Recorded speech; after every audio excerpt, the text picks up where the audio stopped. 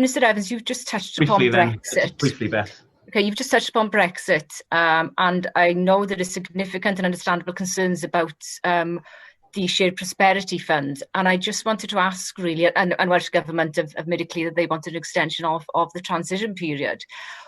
What effect do you feel that the pandemic is having on the implications for the Shared Prosperity Fund?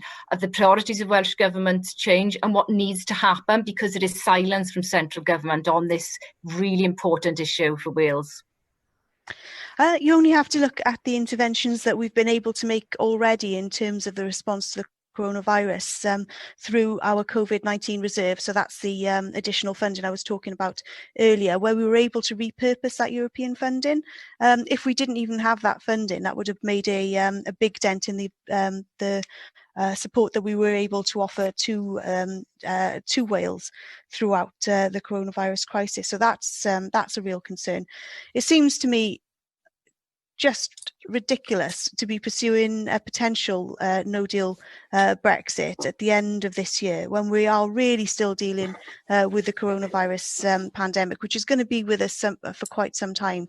There's a danger, of course, that there could be another spike in the winter, because we know that the coronavirus likes the dark, it likes damp weather and so on, it likes the cold. So, we have to be aware of all of this and factor it into our thinking.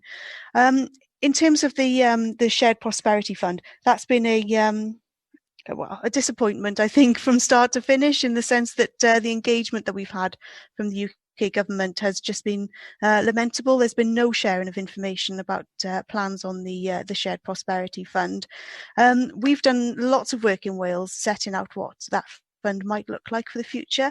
I think that work is even more relevant now, because there were things in it which pointed towards the need for multi-year funding agreements, for example, and that kind of certainty, I think, would be really positive now as we move into the recovery phase. And also that local decision making, because it is it's people on the ground, people in communities here in Wales, with whom we have excellent relationships, strong networks and so on, who are best placed really to identify the kind of interventions which would make a difference locally.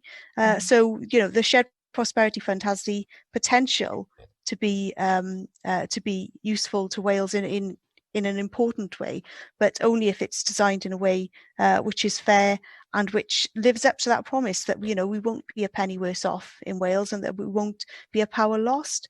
And I think that those things we still need to be very clear about. But even just sharing a draft or some principles or some early thinking would be helpful, because at the moment the silence has been quite deafening on this. Thank you very much. Thank you, Minister. Thank you, Beth.